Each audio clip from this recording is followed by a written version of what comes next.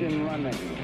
Liftoff. We have a liftoff. Good evening. It's Erick Erickson here. News 95.5 AM 750 WSB, the nation's most listened to news talk station. The phone number 404-872-0750 1-800-WSB Talk.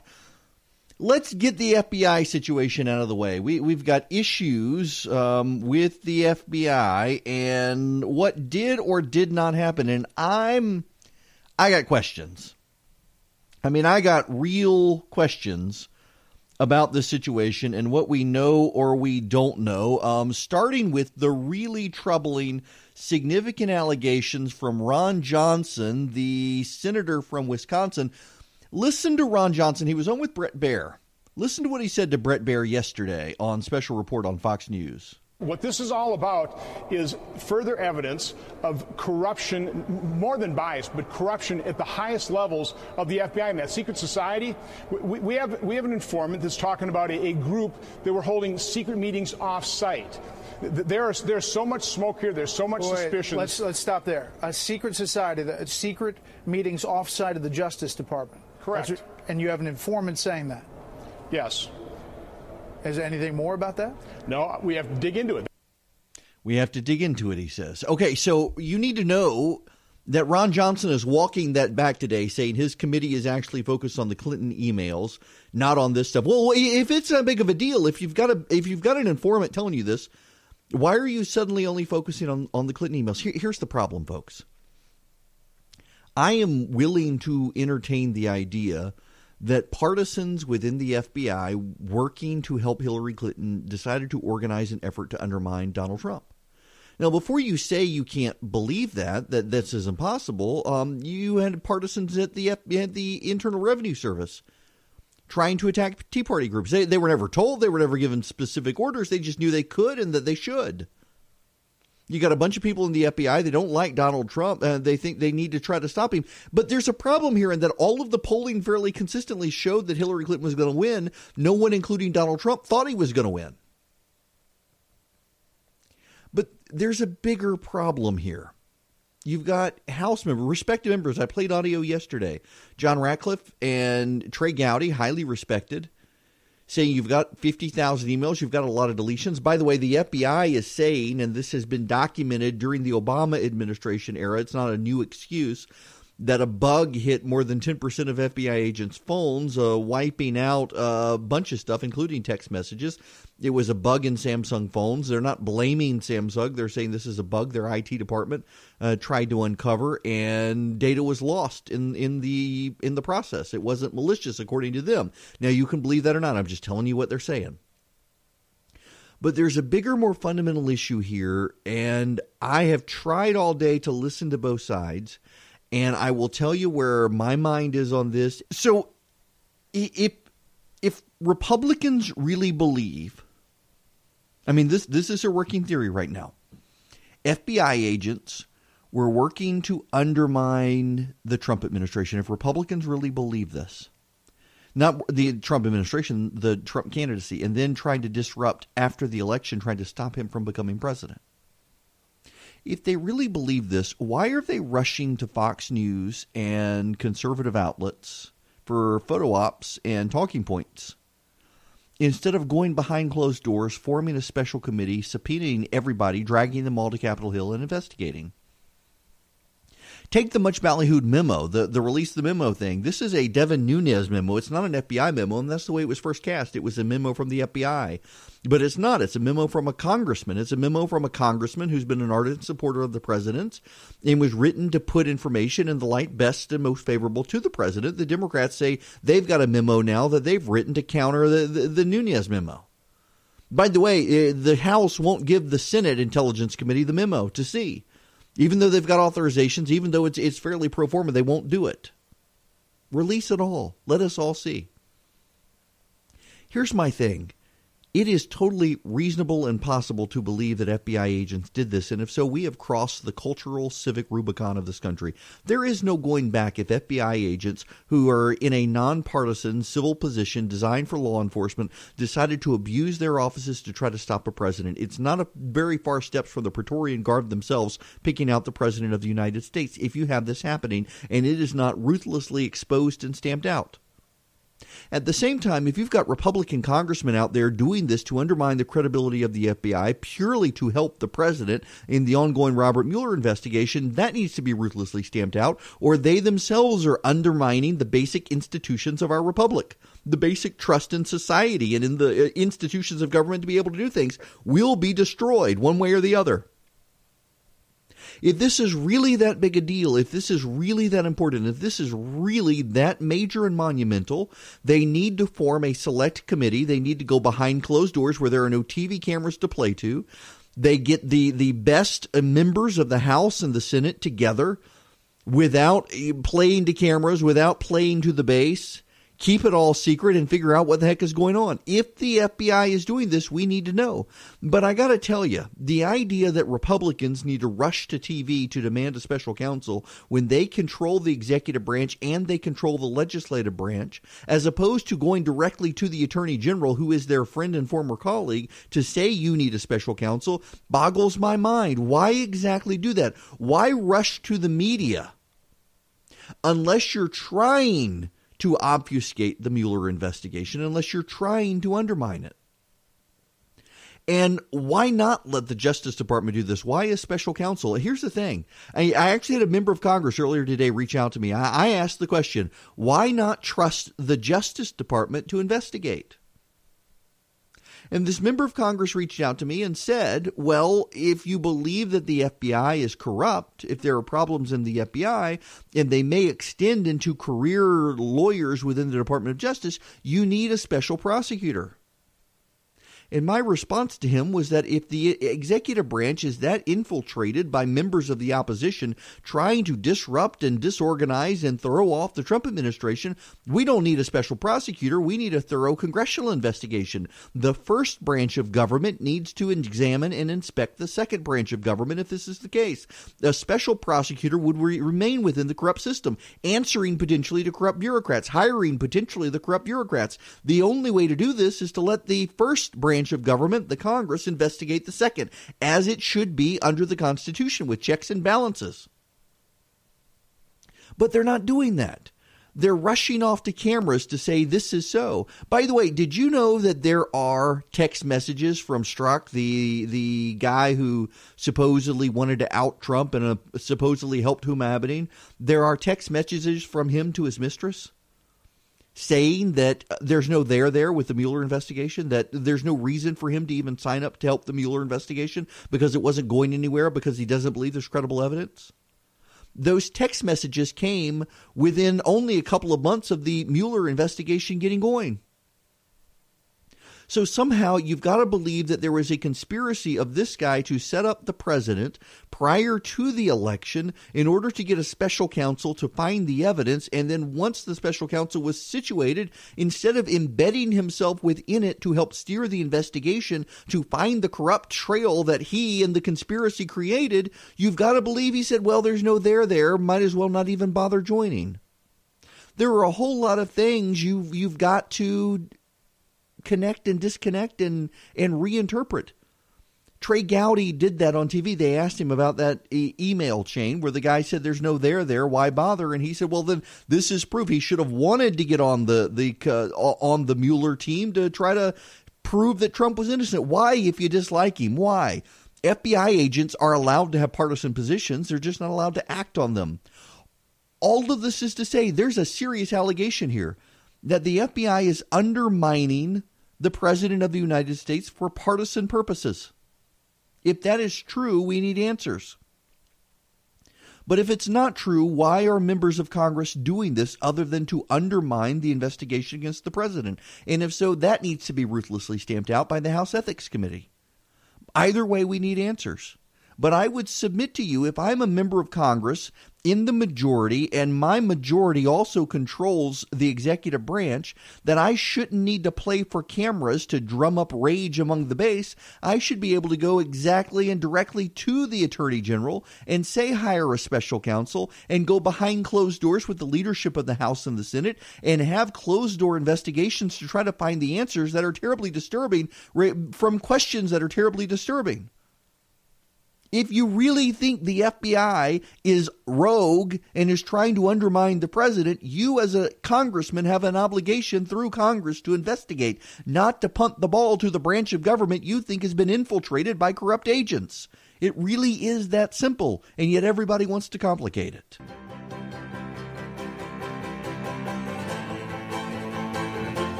It's 27 after the hour. Erick Erickson here, News 95.5 AM 750 WSB. The phone number 404-872-0750 1-800-WSB Talk. The Larry Nassar trial happened. My wife has been fixated on this trial. She has really the sentencing, the testimony, all of it. She has paid a great deal of attention to. And there are a number of people today you should know who are upset with the judge. Now, why would they be upset with the judge? Well, one of the statements the judge made is that but for the Eighth Amendment, which is the cruel and unusual punishment amendment, she would do far worse to this judge. But as she can't, because of the Eighth Amendment, she will do something else. Otherwise, she would want to do what he did to the girls. She said she would have done to him. And you can think that. You can say that's fair.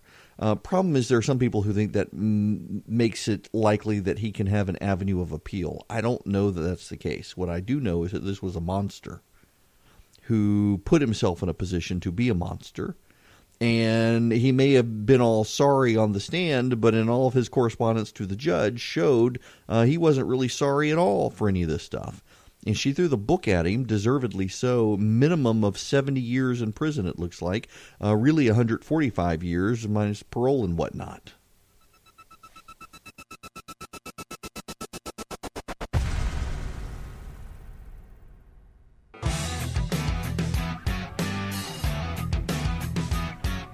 It's 39 after the hour. Erick Erickson here on WSB. The phone number 404-872-0750 1-800-WSB Talk. It looks like the Mueller investigators with Robert Mueller's special prosecutor team want to interview the President of the United States. That seems to be the rumor out there.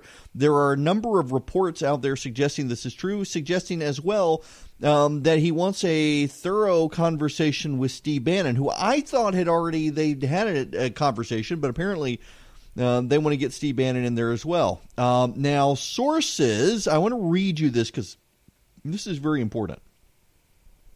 Senior U.S. intelligence officers, including CIA Director Mike Pompeo, have been questioned by the U.S. Special Counsel's team about whether President Donald Trump tried to obstruct justice in the Russia probe, sources told Reuters on Wednesday. Such questioning is further indication that Special Counsel Mueller's federal investigation into alleged Russian meddling in the 2016 U.S. election and potential collusion by Trump's campaign includes examining the president's actions around the probe. Now, here's the thing that strikes me as this. Major credible reporters at multiple organizations have said Mueller's team does not leak. They don't leak. So where's this coming from? We've seen a number of news organizations get burned by sources telling them what Robert Mueller's team is doing when it turns out that the team is doing no such thing. This has happened to the New York Times. This has happened to CNN. I believe this happened to the Washington Post. So we've got a group of reporters in Washington, highly respected reporters no less, who tell us that Robert Mueller's team doesn't leak. And now we've got this story. Again, let me read you the lead. This is a Reuters staff report. No name associated with it for a reporter, just Reuters staff. Senior U.S. intelligence officers, including CIA Director Mike Pompeo, have been questioned by the U.S. Special Counsel's team about whether President Donald Trump tried to obstruct justice in the Russia probe, sources told Reuters. If Mueller's team doesn't leak, and the odds are that the president's team is not trying to put the president in a bad light, who is this coming from? Intelligence sources? Democrats? How do we know that the sources are telling the truth? This is part of the problem now with this. I'm not opposed to reporters taking information on background. In fact, I had a quote yesterday from a very senior member of Congress who's been in a number of the meetings with the president, who described the president's frame of mind in immigration, that he didn't know what the president wanted, the president didn't know what the president wanted, and the president acted like a kid who's so hungry he can't tell you what he wants to eat. He doesn't find anything appealing, and he finds everything appealing all at the same time. I'm not afraid to tell you stuff like this because I trust the source. I don't think he's trying to burn me, and he's not really trying to burn the president. He's just trying to explain what's going on. Why is the president acknowledging, accepting, and embracing multiple immigration plans, only to have White House staff then say, no, the president really doesn't like this? Part of it is the White House staff is trying to undermine the president. But this is something else. It strikes me that now we've got multiple situations where we've had sources tell reporters things about the Mueller investigation, and they've all had to be walked back, going all the way back to what James Comey was going to testify to Congress. But there's another angle to this as well that I think absolutely has to be explored, and it won't make me very popular with some of you guys, but let me explain. Now, let me read the next two paragraphs of the Reuters story. I'm only reading the first three here. Read you the first one with sources say, or sources tell Reuters. Now these two.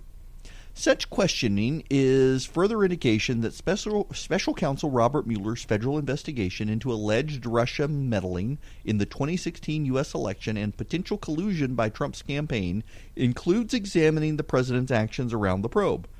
In interviews last year with Pompeo, Director of National Intelligence Dan Coats, and National Security Agency Director Admiral Mike Rogers, Mueller's team focused on whether Trump had asked them to lean on former FBI Director James Comey, the sources said.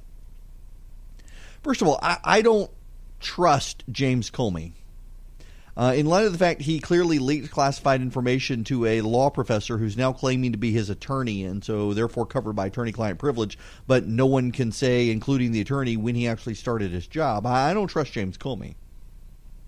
And I got a lot of problems with people on Mueller's team, some of whom were Democrat donors. But at the same time, there's another issue here, and that is Mueller's team clearly is looking at the level of coordination with Russia, possible money laundering. Did Jared Kushner hire the online army that initially supported the president, the trolls and whatnot? And it seems to me that as the Mueller team has continued this fixation with Russia, you've got Republican congressmen, who are trying to undermine the credibility of the FBI from where this all came from. And they're trying to suggest that the FBI conjured up the Russia influence. But there's a problem there. We know Russia tried to influence the election. It is a figment of the Democrats' imagination that the Russians tried to help Donald Trump get elected. The Russians wanted to sow chaos in the American electoral system, and it worked. Look at the conversations we're having. Look at the fighting over the FBI and Republican congressmen and what Donald Trump knew. The Russians were highly successful in their efforts. And they gave the Democrats an excuse so they wouldn't have to deal with the fact that Hillary is a horrible, sorry candidate. The Russians did try to interfere with the election.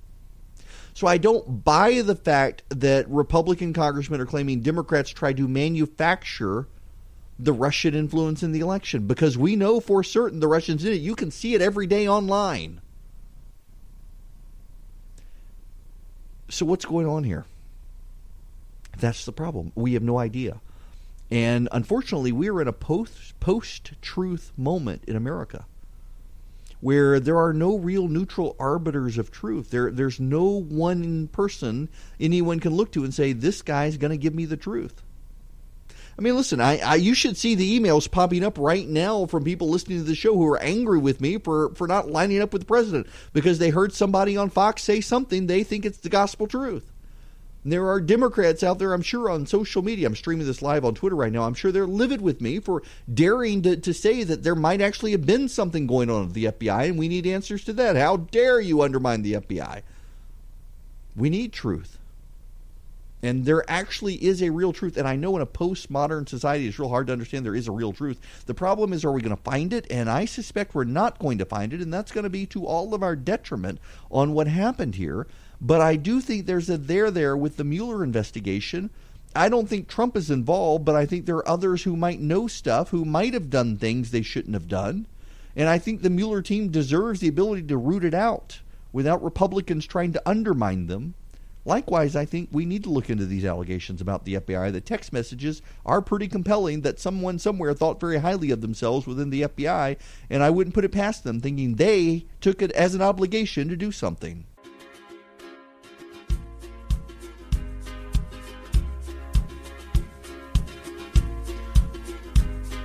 Two bits of breaking news here happening now. President Trump just saying he's looking forward to being interviewed by Robert Mueller's team.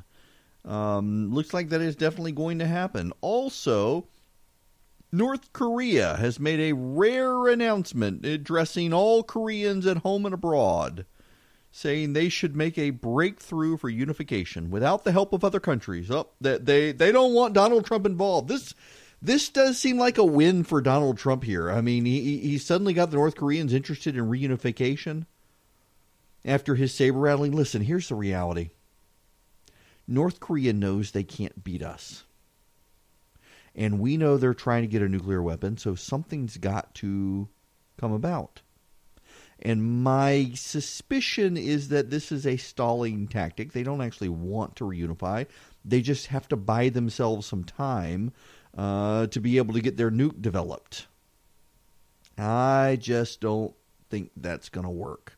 Now, when we come back, we need to move on to DACA. The president has a plan. The White House says they're going to release it on Monday. He's got a timetable. He's starting to talk citizenship for DACA recipients. And the Democrats want even more. I'll tell you what's happened, the latest from the Trump White House when we return.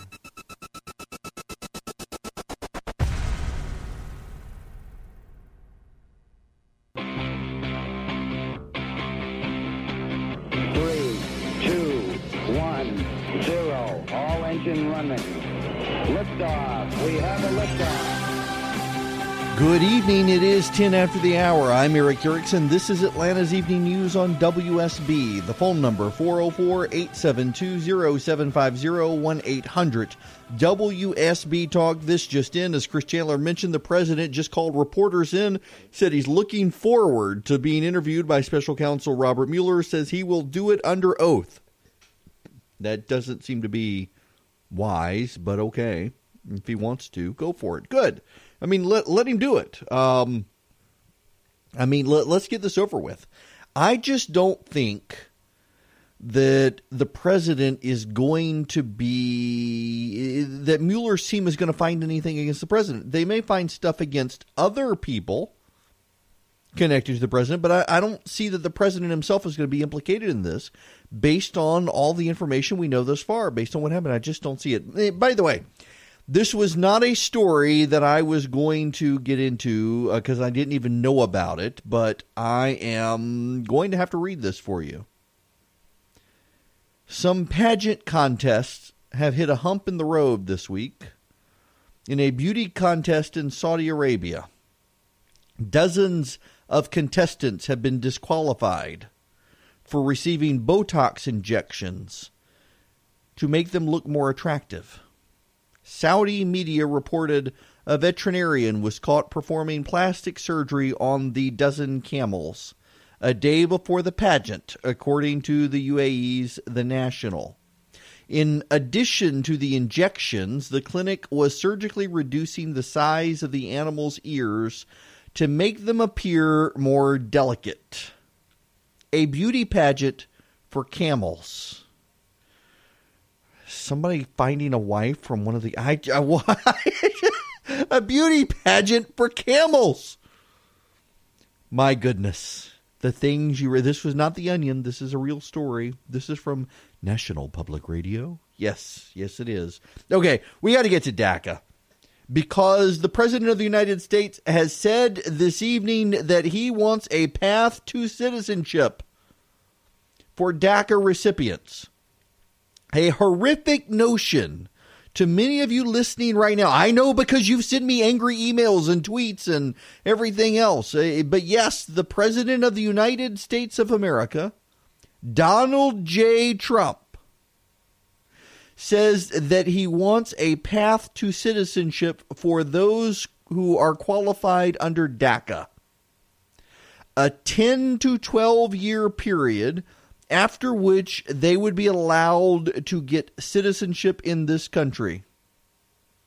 Here is his direct quote from this gaggle, they call it, of reporters.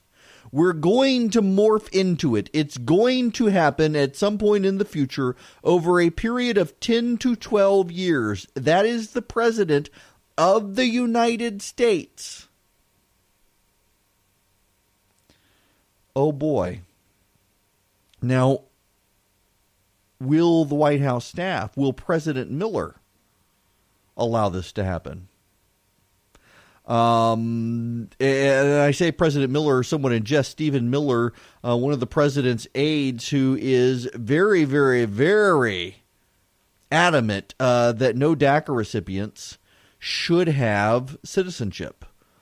And yet here we got the President of the United States saying that he's willing to do that within 10 to 12 years, which puts him at odds with the majority of his staff and with the Attorney General on this issue. Going to be interesting to watch this shape up. Chuck Grassley today, Senator Chuck Grassley, on the floor of the Senate, confirmed that the Russia-sourced dossier about Donald Trump was unverified in 2016 when the Obama Department of Justice, FBI, used it to obtain the FISA warrants related to the Trump campaign advisors, including Paul Manafort. Interesting. Let's keep an eye on this story. But on DACA, I think it is an inevitability at this point that there's going to be citizenship for DACA recipients, though you may dislike it. And I understand because I've heard from you that you don't like it. The president's team right now has a single goal, and I find this very interesting, and it is to keep the president away from Chuck Schumer. Now, why? Well, it has nothing to do with Chuck Schumer trying to run circles around the president. That has nothing to do with it at all, as some Democrats have speculated. No, it's that Donald Trump is a New York Democrat. He likes Chuck Schumer. He's given Chuck Schumer money. He has donated repeatedly to Chuck Schumer's various political campaigns over the years. He trusts him. He calls him Chuck. He doesn't call him Senator Schumer. He calls him Chuck. He says he and Chuck have a great relationship. And so they are absolutely convinced that the president will go in and cut a deal with Schumer because he trusts Schumer more than he trusts Paul Ryan or Mitch McConnell because they have a long-time relationship. So guys like Stephen Miller are apparently working overtime trying to make sure that Chuck Schumer does not get an invitation to the White House. They do not want Chuck Schumer to come into the Oval Office and cut a deal with the president on immigration. And it sounds like that's what's happening anyway. By the way, there's some polling out there. The Democrats are getting hurt over the government shutdown. There are lots and lots of people out there who blame the Democrats for causing the shutdown. They think that the Democrats themselves had no business putting immigration ahead of funding the federal government, which I could have told them that. Wasn't that hard to figure out? But there's more interesting data on this polling. Turns out the two groups of people most likely to be turned off by this year and most likely to not want to go vote in November are Republican, non-college educated white voters and black voters. Now, your first thought, maybe one of my first gut reactions is, well, the non-college educated white voters and black voters, that they might to some degree cancel each other out. And that's okay for the president, except the disparity is off because Hispanic voters are highly mobilized for the first time in forever. I'm not trying to quote my kid's favorite song here that he sings all the time. The Hispanic voters are energized, and they are rarely ever energized, and they're energized over the DACA issue. College-educated voters are highly energized, and they are overwhelmingly Democrat. Now, this still presents a problem for the Democrats. And that is that the ex-urban areas in this country and the rural areas in this country are more non-college educated than college educated. And some of those House seats are going to be difficult for Democrats to pull into their camp. But suburban, urban swing districts that Republicans currently hold, it looks like Democrats will be very easily able to pull them into their camp. The Democratic wave is real. It is coming, but the GOP can still mitigate it. And tax reform is helping. There's actually some pretty good news on tax reform we'll get into when we come back, particularly if you're a Verizon employee.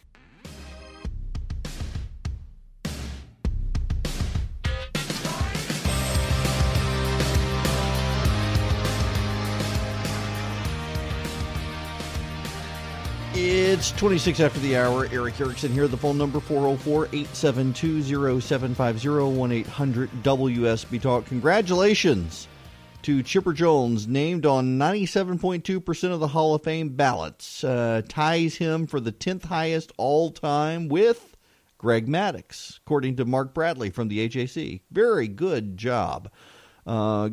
Just congratulations. And... misread a different tweet there regarding it. So good for him. We will have a lot of coverage here about this and a press conference to follow. So when we come back, there's polling out of Texas about Ted Cruz. Is he in trouble? Is the wave so big that Ted Cruz might be in trouble? Actually, no. I mean, I can go ahead and it's not a spoiler. We've got to get into this information when we come back, but my goodness, no. There's other information out there tonight that I find very interesting. There's a new survey out that religious voters in this country, turns out that people who actually have deeply held religious beliefs, they're not reducing in numbers in this country. The reason religion, particularly Christianity, is declining in this country, according to a new survey, is because people who have moderate views on religion are turning their backs. People who actually believe in Jesus, have accepted Jesus as their Lord and Savior, they're still there. It's the people who are squishy on it, that there are multiple paths to heaven and whatnot. Those types are the ones who are abandoning the faith. Regarding that, by the way, I have mentioned I have a new video series coming soon. We'll be making a formal announcement soon on navigating your kids through the 21st century. Many of us didn't have internet growing up. I mean, none of us had internet growing up. If you're my age in your 30s, 40s, you didn't. Now we've got kids who do. How do you raise your kids in this world with that technology? How do you help them navigate social media? How do you help them in the world that is hostile to your values without losing them to the world? We're going to discuss all these things. We're lining up some great guests, including Louis Giglio, Tim Keller, Nancy Pearcey, Nancy Guthrie, so many more. If you want information, text the word faith to 345-345, faith to 345-345.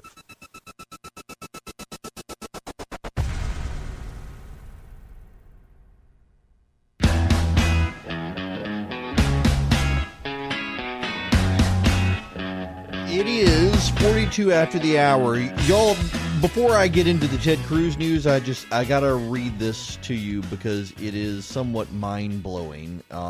There's actually been a study on this. A large-scale study involving 13 individuals. This was published in a peer-reviewed journal. A peer-reviewed journal. The same journals that tell us science says. A large-scale study involving 13 individuals suggests that fat college women can't learn because they are oppressed by small classroom furniture. Here's a direct quote. Dominant obesity discourse research shows a strong correlation between fatness and poor academic outcomes among fat female learners at the post-secondary level. Little attention has been paid, however, to understanding the experiences of fat female learners from their own perspective. Interviews with 13 undergraduate women suggest that fat college women students experience the interactions of their fat bodies with the physical learning environment negatively. Classroom design and furniture contribute to fat women learners experiencing themselves as judged, devalued bodies and incapable learners. That is the abstract for the peer-reviewed study. I wish I was making this up, but I'm not. A peer-reviewed study. This comes in the Journal of Fat Studies, an interdisciplinary journal of body weight and society. Volume 7, 2018, Issue 1, Fat Pedagogy, Interviewing, Teaching, and Learning for Every Body. There you have it, my friends. There you have it, just so you know. Now, Ted Cruz, according to Democrats in Texas, Ted Cruz is winning in his reelection campaign, but only by single digits, according to Texas Democrats. Now, Ted Cruz has an internal poll that has him up by 18 points. The Democrats have him winning. What the Democrats are trying to do is what they're trying to do in Georgia. They're trying to convince people that there is a more massive wave than people thought. And the reason they're trying to convince people that there is a more massive wave than people thought is because they truly, genuinely want Democratic donors to kick in. You see, the Democratic National Committee is on the verge of bankruptcy. They don't have any money. And they don't have any money because donors are giving to individual candidates. They don't trust the Democratic Party. Well, if there's a massive enough wave, Democratic donors can't go out and vet and give to all of the appropriate candidates. There's just too many to keep up with. But they can give to the Democratic National Committee. And that, I think, is what they're trying to do. I have a hard time believing Ted Cruz loses in Texas. But the Democrats would have you convinced he's vulnerable, except they wouldn't have you convinced. The Democrats would have the donors convinced. It's a shakedown that's happening. And you need to understand the Democrats are not above shaking down their donors. Conservative Republicans do it too, shaking down donors for all sorts of stuff. But that's what this is about. Don't believe the media hype. The media isn't navigating the story well. They're reporting it as Ted Cruz is in trouble because they don't like Ted Cruz. It has nothing to do with Ted Cruz. It has everything to do, every single thing to do with the fact that they're trying desperately to get money from Democratic donors who don't want to give to the party. And why wouldn't they? The party caved on the government shutdown.